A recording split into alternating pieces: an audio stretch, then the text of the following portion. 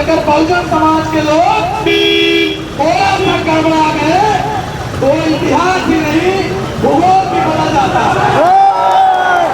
और उसका जीता जागता उदाहरण मुंबई का भीमा गांव, पूरे गांव 1818 है। बाबा साहब अम्बेडकर कोहिनूर हैं, तो उनके खिलाफ अगर कोई अपशब्द बोलेगा तो इससे बड़ा आंदोलन होगा।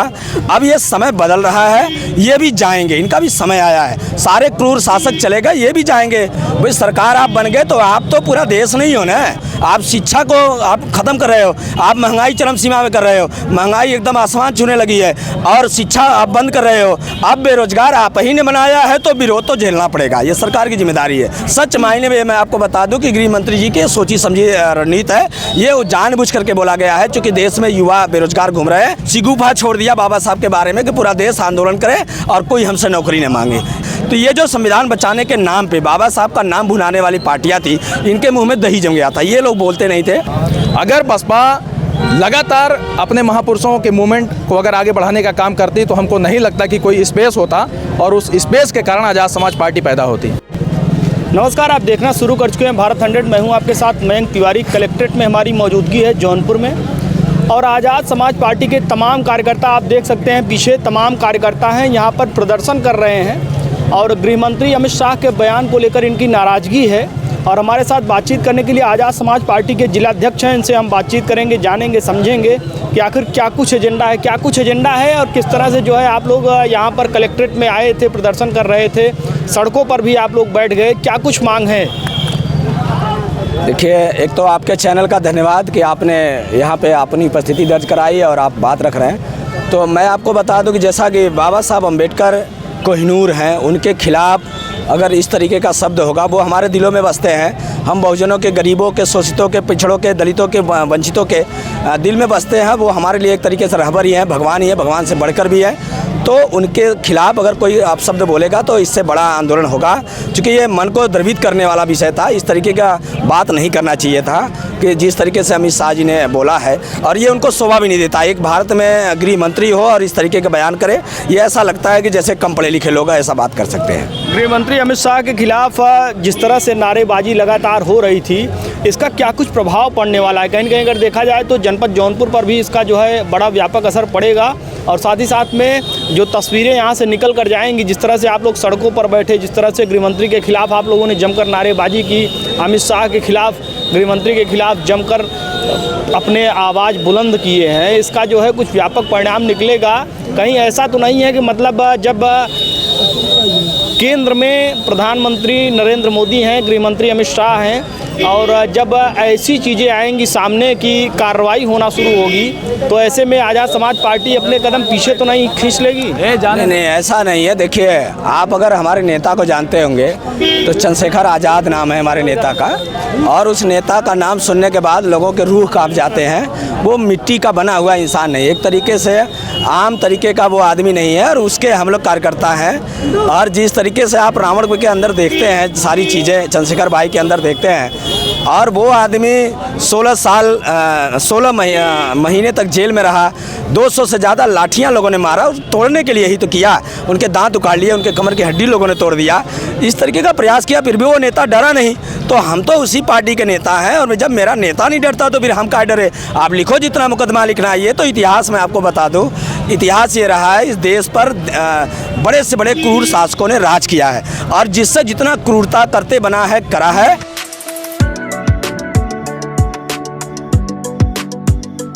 अब ये समय बदल रहा है, ये भी जाएंगे, इनका भी समय आया है। सारे क्रूर शासक चलेगा, ये भी जाएंगे।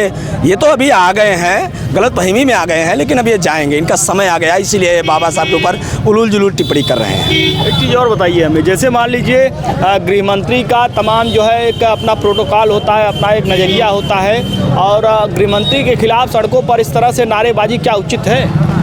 नहीं, उचित क्यों नहीं है? लोकतंत्र है, लोगों की बात रखना है। भाई सरकार आप बन गए तो आप तो पूरा देश नहीं हो ना। आप लोगों के अंदर तो नहीं बैठे हो, आपको सरकार में बैठा इसलिए गया है कि आप लोगों को नौकरी की बात करो, आप लोगों को नौकरी दो, रोजगार दो, उनको पढ़ाने की बात करो। आप तो स्कूल बंद कर रहे हो, आप शिक्षा को आप ख़त्म कर रहे हो, आप महंगाई चरम सीमा में कर रहे हो, महंगाई एकदम आसमान छूने लगी है, और शिक्षा आप बंद कर रहे हो, और लोगों को नौकरी नहीं मिल रही है, लोग बेरोजगार सड़कों पे घूम रहे हैं। अब बेरोजगार आप ही ने बनाया है तो विरोध तो झेलना पड़ेगा, ये सरकार की जिम्मेदारी है। सरकार को इसलिए बनाया गया कि आप लोगों को नौकरी दो, लोगों के घर में चूल्हे जल रहे नहीं जल रहे, उनको खाना मिल रहा है नहीं मिल रहा, ये सरकार की जिम्मेदारी है। सरकार इस काम को छोड़ करके दूसरा काम कर रही है। सच मायने में मैं आपको बता दूं कि गृह मंत्री जी की सोची समझी रणनीति है, ये जानबूझ करके बोला गया है, क्योंकि देश में युवा बेरोजगार घूम रहे हैं, इसलिए सरकार ने एक निकाल दिया, शिगुफा छोड़ दिया बाबा साहब के बारे में कि पूरा देश आंदोलन करे और कोई हमसे नौकरी न मांगे। Doctor B.R. अम्बेडकर साहब जिस तरह से जो है अपना काम करते थे, तमाम उनकी जो है अलग अलग ख्यातियाँ हैं। अगर देखा जाए तो उनके नाम पर भी तमाम राजनीतिक दल अपना पॉलिटिकल एजेंडा चलाते हैं। कहीं न कहीं अगर देखा जाए तो मायावती लंबे समय तक उनके नाम पर राजनीति की, और अब फिर से वही चंद्रशेखर आज़ाद कहीं न कहीं उनका जो एक जगह लेने की कोशिश कर रहे हैं। कुछ ऐसा तो नहीं है कि अपना जो है राजनीतिक क्राइटेरिया सेट करने के लिए इस तरह के प्रदर्शन लगातार सड़कों पर हो रहे हैं? देखिए, नहीं, इस तरीके की चीज़ें नहीं है। मैं आपको बता दूं, आप केवल मायावती को टारगेट करते हैं। बहन जी आदड़ी थी, आदड़ी है, आदड़ी रहेंगी, ठीक है। रही बात, एक समय है, परिवर्तन का दौर है, अम्बेडकरवाद अब आएगा, क्योंकि बाबा साहब अम्बेडकर ने कहा था कि 21वीं सदी हमारा है, और ये अम्बेडकरवाद का बड़ी तेज़ी से वो चल रहा है। दूसरी चीज़, जैसे आप पार्टियों को भुनाने की बात करें तो पार्टियों की बात आप कांग्रेस पे कर सकते हैं, पार्टियों की बात भाजपा कर सकते हैं, सपा पे कर सकते हैं, क्योंकि ये लोग थे वही संविधान बचाने वाले लोग जो 37 सीट उत्तर प्रदेश में जीत गए। और जब आरक्षण खत्म हुआ 21 अगस्त को, हम लोगों ने जो बड़ा धरना किया, बड़े पैमाने पर आंदोलन हुआ, पूरे देश में देशव्यापी आंदोलन हुआ, और उसी बात को लेकर हुआ कि संविधान का आरक्षण खत्म हो रहा है, संविधान खत्म हो रहा है। तो ये जो संविधान बचाने के नाम पे बाबा साहब का नाम भुनाने वाली पार्टियां थी, इनके मुंह में दही जम गया था। ये लोग बोलते नहीं थे, और अगर कोई लड़ रहा है तो वो जो है चंद्रशेखर आज़ाद है, उनके अलावा कोई नहीं लड़ रहा बाबा साहब।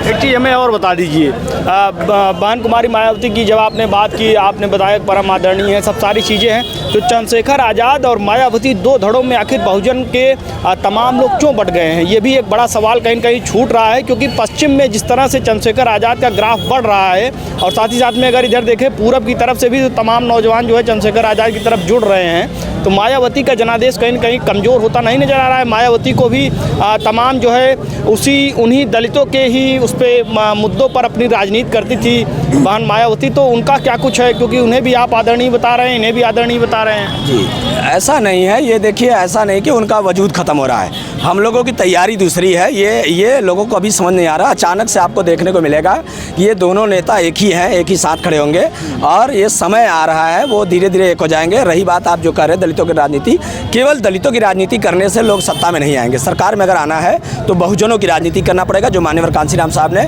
बहुजन समाज के तमाम जातियों को, जो 6743 जातियों में बटे हुए समाज है, इनको राजनीतिक स्वाद अगर चखाने को मौका मिला तो मान्यवर कांशीराम साहब के आइडियोलॉजी पर, और मान्यवर कांशीराम साहब को हम लोग आइडियोलॉजी मानते हैं, और उन्हीं पे मिशन मूवमेंट पे हम लोग काम कर रहे हैं। देखिए, क्या नाम है आपका? आप बताइए क्या कुछ कहना चाह रहे हैं। हमारा नाम विवेक कुमार राघव है, मंडल अध्यक्ष आज़ाद समाज पार्टी वाराणसी यूथ विंग। मैं अभी आपने एक बात कहा कि चाहे बहन जी हों, चाहे चंद्रशेखर भाई हों, ये दलित पॉलिटिक्स ही करते हैं, दलित समाज के नाम पे वोट की राजनीति करते हैं। तो ये एक सोची समझी साजिश है कि अगर कोई व्यक्ति दलित समाज का है, पिछड़े समाज का है, तो उसको उसी समाज का नेता बना दीजिए।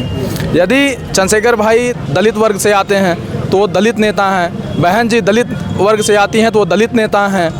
पिछड़े समाज का कोई नेता अगर है, चाहे वो यादव हो, मौर्य हो, कुर्मी हो, केवट हो, तो वो पिछड़े समाज का नेता है। ये एक जैसे प्रोपोगेंडा चलाने का काम होता है, जबकि ऐसा है नहीं। अगर हम अपने लोगों की बात करते हैं तो हम भाई कैसे दलित नेता हो गए या कैसे दलित हितैषी हो गए। आप जो है जी, हमारी संख्या 100 में 85% है अगर हम अपने लोगों की बात करते हैं, क्योंकि हमारे लोग पिछड़े हैं, हमारे लोग अनपढ़ हैं, हमारे लोग गरीब हैं, हमारे लोग भूखे हैं, वो मुख्य धारा में नहीं है, तो हम किसकी बात करेंगे? आप स्वयं सोचिए कि अगर आपके पास 3 संतान है और 2 संतान आपकी जो है एकदम हाई फाई व्यवस्था में है, डीएम है, कलेक्टर है, और 1 संतान आपकी जो है सड़क पे भीख मांग रही है, तो आप जाहिर सी बात है कि आप अपने जो सबसे गरीब संतान है उसके बारे में सोचेंगे। तो इसी तरह हमारा जो दलित नेता है, जो हमारा हितैषी है, वो हमारी बात कर रहा है, तो वो फिर एक टैग लग जाता है कि ये जो है दलितों का ही नेता है, जबकि ऐसा नहीं होना चाहिए। आप हम तमाम मुद्दों पर जो है हम ये चीज़ें देखते हैं, अगर इतना सब कुछ सामंजस्य बना हुआ है तो आखिर बहन मायावती और चंद्रशेखर आज़ाद दोनों एक साथ एक मंच पर क्यों नहीं आ रहे हैं? वो कुर्सी खाली नहीं करता।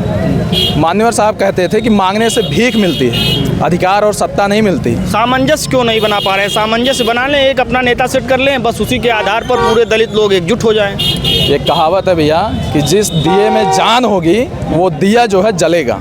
छोड़ेंगे किसे? मायावती को छोड़ेंगे, चंद्रशेखर आज़ाद छोड़ेंगे? किसी ने एक आजाद समाज पार्टी और भीम आर्मी के नेता हैं, वो कार्यकर्ता हैं, नेता ना कह के कार्यकर्ता कह लीजिए।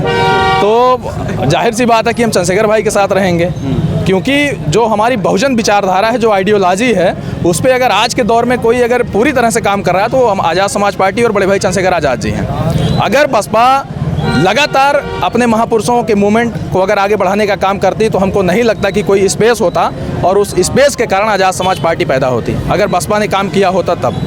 समझ रहे हैं? चलिए ठीक है। तो जैसा कि आपने देखा यहाँ पर जो है आज़ाद समाज पार्टी के तमाम लोग हैं और तमाम जो है ये आज़ाद समाज पार्टी के जिलाध्यक्ष हैं। इनका साफ तौर पर कहना है कि डॉक्टर BR अम्बेडकर के लिए जिस तरह से जो है गृह मंत्री अमित शाह ने सदन में जो बयान दिया है उसको लेकर लोगों में काफ़ी नाराज़गी है और इन लोगों की यही मांग है कि जिस तरह से सदन में उन्होंने बयान दिया है उसी तरह से सदन में माफ़ी मांगे, नहीं तो ये आंदोलन बड़ा रूप पकड़ेगा। क्या ऐसा कुछ है? जी बिल्कुल, इससे बड़ा आंदोलन होगा और ऐसा आंदोलन होगा कि सरकार की ईंट से ईंट बजाने का काम हम लोग करेंगे। सरकार की ईंट से ईंट बजाने का दावा किया जा रहा है भीम आर्मी की तरफ से।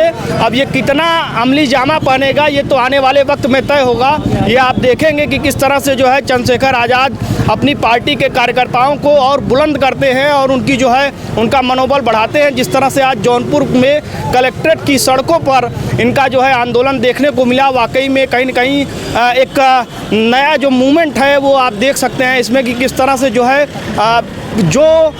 कभी मायावती के साथ जुड़े हुए लोग थे, आज पश्चिमी उत्तर प्रदेश में जिस तरह से चंद्रशेखर आज़ाद का ग्राफ बढ़ रहा था, आज उसी कड़ी में जौनपुर में अगर बात की जाए तो जौनपुर की अगर बात करें तो इधर वाराणसी सटा हुआ है, आजमगढ़, भदोही, तमाम जो है प्रयागराज, तमाम प्रमुख ज़िले यहाँ से सटे हुए हैं पूर्वी उत्तर प्रदेश के। तो पूर्वी उत्तर प्रदेश में जिस तरह से यहाँ पर जो है आज़ाद समाज पार्टी के कार्यकर्ताओं ने जोश भरा है, वाकई में आने वाले समय में कहीं ना कहीं कुछ ना कुछ बड़ा होने वाला है। अगर गृह मंत्री अमित शाह अपने तमाम जो है वक्तव्यों को लेकर अपनी सफाई नहीं देंगे तो वाकई में इन लोगों का दावा है कि कुछ ये बड़ा करेंगे। देश दुनिया की तमाम बड़ी खबरों के लिए जुड़ रही है हमारे साथ, देखते रहिए भारत 100।